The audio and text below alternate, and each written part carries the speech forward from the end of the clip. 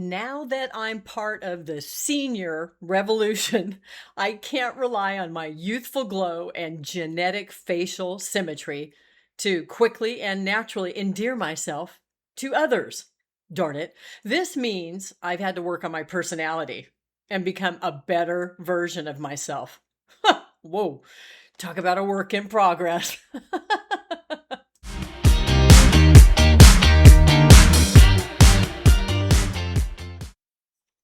Welcome, welcome, and one more welcome to Bangs and Botox, Women Who Wear Aging Well, the podcast where humor meets real talk about, yes, aging. I'm your host, Diane Dean-Epps, author, teacher, comedian, mama, and Mimi to the second power. Each month, I offer up humor, motivational, and inspirational fodder. I mean, fingers crossed. That's the intention anyway. One of my superpowers is being able to find the funny in just about anything. And aging may be my biggest challenge thus far. From chin hairs to career pivots, from never ending hot flashes to what the heck was I saying again? Bangs and Botox represents the real viewpoint of a non famous, non influencer, non sponsored baby boomer navigating AGING. Yep. Aging. Just a quick shout out, as is my use, to my male listeners. This podcast is for you too. How so? Well, because you love a woman and, more than likely, several women. They're your moms, sisters, grandmothers, friends, confidants, temperature checkers, inspiration givers, and so much more. Women is in the title because this scripted so it doesn't seem like it is show is from the perspective of this woman. Plus, I'm celebrating women and what it actually means to age well. And P.S. This is my Sweet 16 episode, I'm going to call it, as in the 16th episode. I've been writing and producing my podcast for over a year now. Yay!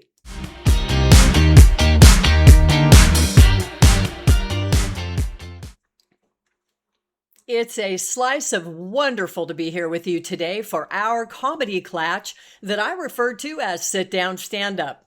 When last we chatted, I chatted and you so kindly listened in Getting Physical. That was the name of the last episode. I yacked about what physical activity looks like for us active seniors. Here's a quick review. We're still doing all the things. In this episode, I'm going to talk about what constitutes being beautiful for us elders.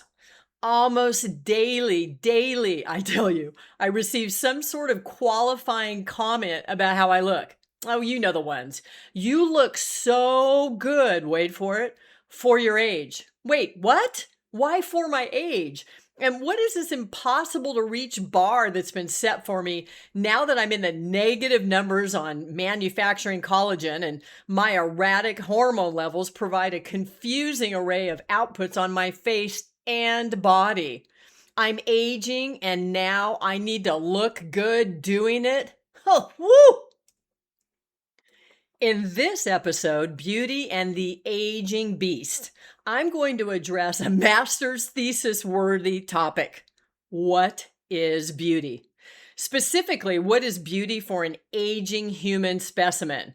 The latter is an add-on to the what is beauty question that begs for some pondering, as in, give me a second. I got to think about this one.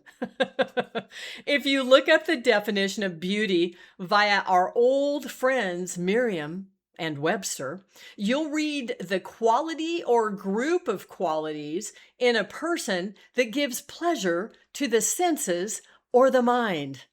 I feel I could write an entire stand-up act on that one sentence because it just screams, workshop this. How about improv? Get to the mic so you can riff at will on this nonsensically vague definition.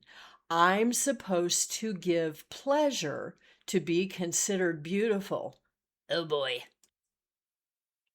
So I don't consider that to be such a hot definition. Therefore, we'll go to science.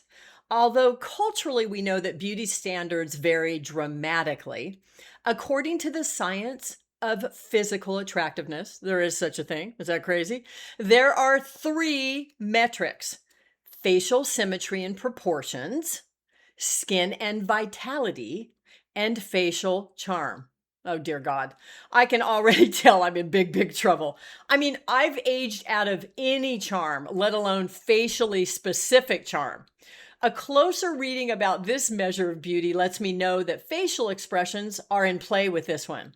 Okay, that's really not better for me because I pretty much have devoted my life to rolling my eyes as an art form. Well, let's go ahead and dive right into the cold, deep pool of reality and assess the next beauty metric as an aging crone. Ooh. So we've got facial symmetry and proportions. That has to do with the distance from one another between all the things on your face. Nope, not super helpful. The reality is that as we age, fat pads shift, shrink, lose volume, and it's all downy, downy, never uppy, uppy on the face. So any kind of symmetry we might have enjoyed in our youth is something we can now enjoy by viewing old photo albums with pictures of us in our youth. And then the fact that eye sockets widen and our noses can change shape due to that special sauce that's given me body composition abandonment issues, collagen, I'm not going to score highly in this category. Well, then let's take a look at skin vitality as a measure of beauty. Oh, for cripe's sake. This one is all about even skin tones and a radiant complexion. We can see this is not exactly the most motivational set of measures, and thus we can throw these off a 22-story building and embrace our own definitions. Now, sidebar, you may wonder why 22 stories. Well, here's the deal. I'm a Scorpio. Oh, says most of the public when they learn that, as though it really helps them get who I am. And 22 is one of my core lucky numbers for 2026. We'll get to the truly important measures and definitions of beauty in two shakes of a lamb's tail. Geez, I really need to update my expressions. But anyway, first, a quick little plug for where you can find me out there in digital land.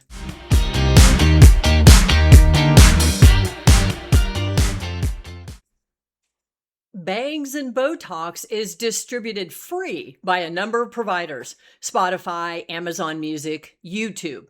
All listed on my website at Dean-Epps.com.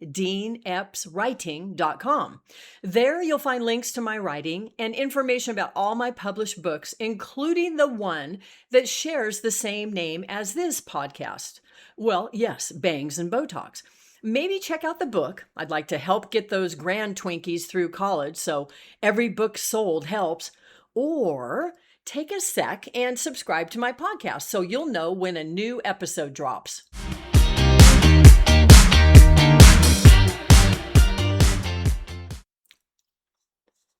Beauty is about who we've become. It's our inner self illuminating our outer self that we present to everyone. The essence of us is beautiful. It's earned, it's lived, it's authentic, it's tried. Oh, it's true. It's about your energy, your joy, your expressions, your movement, your experience. Because you are, one word, unique. And that's beautiful. When I looked up quotes, I found the exact right one that expresses what it is to be a beauty who is aging, and it's by none other than Meryl Streep. Aging means letting go. It means accepting. It means discovering that beauty was never in our skin, but in the story we carry inside us. Wow. I mean, let's go ahead and double snap on that one, shall we? Now, having said all of that, lest I give you the wrong idea that I just get up every morning and I look in the mirror and I say, "Hey, mama time, you do whatever you want to me," and off I go, not making any, shall we say, adjustments. Au contraire. I do things, buy things, use things, drink things, eat things, and take advantage of things that make me feel I look healthy and, well, good.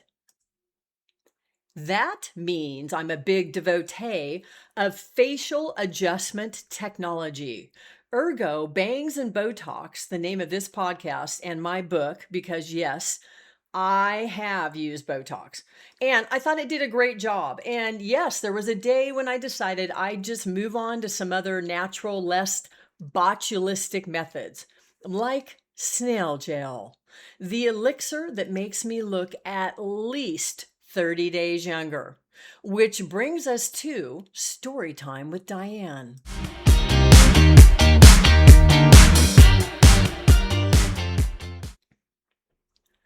I demo and use what Amazon, TikTok, and Yahoo, my top beauty advisors, tell me is good for my beauty regimen. One exception would be recommendations from women's magazines, but I'll get to that shortly.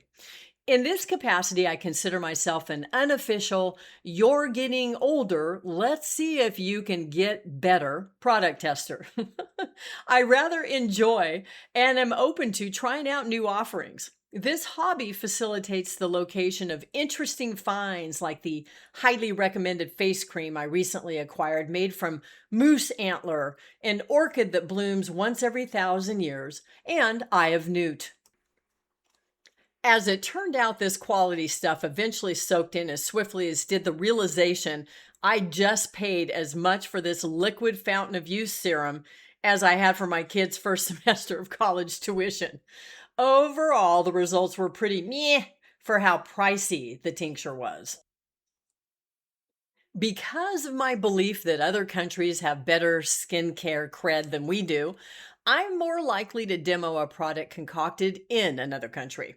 This is what led me to procure the French moisturizer that seemed to work brilliantly at first and was probably about as French as the spring water that spells naive backwards. Yes, that's Evian. It's likely the product I convinced myself was the one can be traced to a storage unit just outside Fresno, California, where it's distilled in a clawfoot bathtub. This dalliance was followed up by my exploration of Korean skincare products. You've heard of K-pop? If not, it's short for Korean pop music. Now there's something called K-beauty. It's an overarching term that refers to skincare products made in South Korea. They manufacture snail mucin serum, which is all the rage. I'm not making this up, once again proving real life is often so much funnier than anything I could come up with. I was intrigued, but I couldn't shake the visual of snail trails, those yucky, pooey, goopy rivers of slime with the viscosity of snot. How would I feel applying that to my face? Yeah, so I bought it. I mean, why not? Have you ever seen a snail you thought looked dehydrated, old, or in need of a good anti-aging treatment? No, you have not. In fact, I began to realize this mollusk is the epitome of a youthful looking creature. Before you begin fundraising for the Save the Snails campaign, I want you to know I did my due diligence. I learned snail safety is of the utmost concern when extracting snail mucin. We're assured snail mucin is easy and safe to collect. I'm guessing this is according to these snail mucin collectors and not the freaked out snails that excrete more mucin when they're stressed. All they can rely on is madly waggling their antenna to telegraph their extreme discontent. This resultant emollient, I use the term loosely, possesses a texture you might expect. It was gloopy. Ironically enough, the snail mucin results are fast, because snails aren't, but minimal. I used it. It was weird and sticky. I moved on. I had just about given up hope I would ever find my skin saver and savior when it appeared to me in a vision. That vision consisted of me Googling inexpensive skin products manufactured in other countries and good for older skin, and then watching the results populate my computer screen. My newly discovered magical preparation has the exact right consistency of axle grease, which is necessary for rubbing out lines while also cementing in my newly ironed out wrinkles for a good 8-hour hold. And no snails were corralled for collection nor stressed out for production.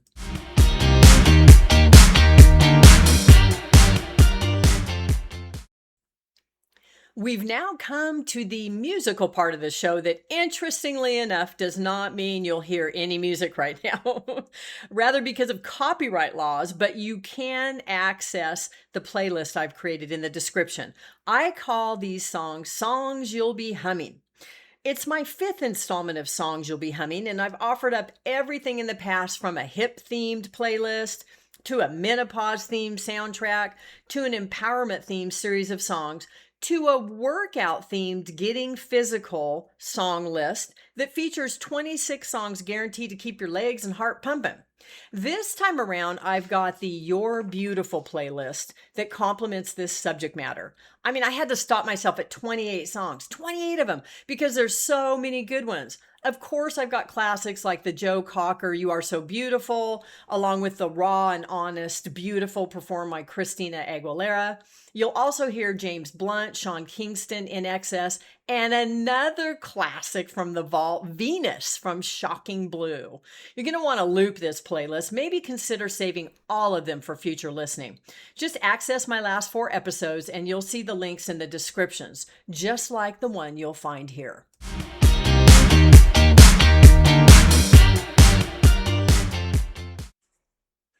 All right, we're now rolling on into a fabulous little mini section I debuted a couple episodes ago called Vocabulary Versatility. It allows me to get my English teacher yayas out, and if you like learning new words like me, you might enjoy this little section. You can use these delicious words in everyday conversation. So today's word is anachronism. And you hear it all the time out there. The part of speech is a noun. I know, probably under the heading of who cares.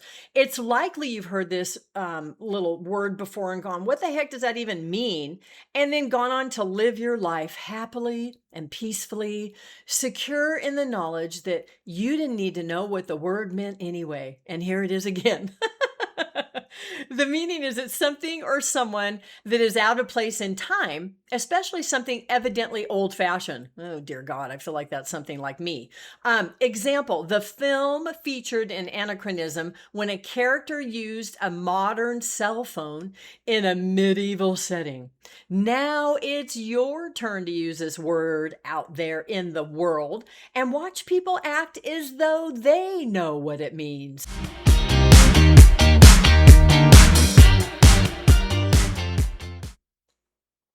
Now for the somethings, which is what I call my recommendations. Something I'm wearing. I'm in love with this one-piece black romper that I scored online. There's actually a Facebook ad I keep seeing with the same garment, which has led me to doing a catwalk presentation of my outfit to just about anyone I come in contact with. Maybe I've done that when I've seen you. It's possible.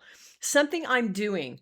It's summertime, which means I'm enjoying the heck out of activities with the fam. And of note is my joyful time with my grand Twinkies.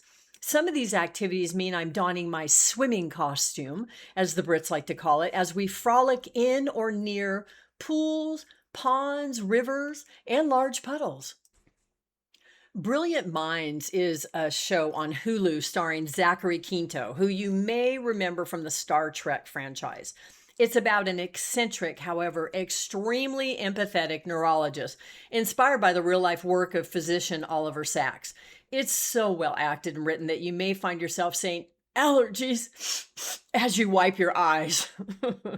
An off the charts great documentary is called A Song for You, The Austin City Limits Story. I mean, great interviews, well done song snippets, an incredible backstory on how it all got started, and it's still airing after 50 years. It's on Amazon Prime. Check it out. And a little something I'm noting. How similar my husband's exclaimed expressions are to my own. I mean, we've been together for 44 years, so that wouldn't seem surprising. But here's the deal. When we're with other folks, we say the same things at the exact same time. And it's not just comments like, oh, that's so awesome, but it'll be outliers like, that reminds me of an Albert Einstein quote. It's providing loads of amusement for me as we exchange looks like, wow, that's us doing the verbal equivalent of the t-shirt, I'm with him, I'm with her. I mean, we share everything. Before I yodel out, that's a wrap, let's get to our closing essential question, which is really something great to ponder, I believe.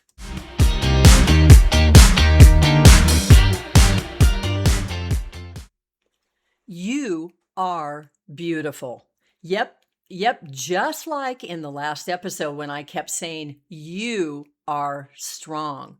You can now add another affirmation. You are beautiful.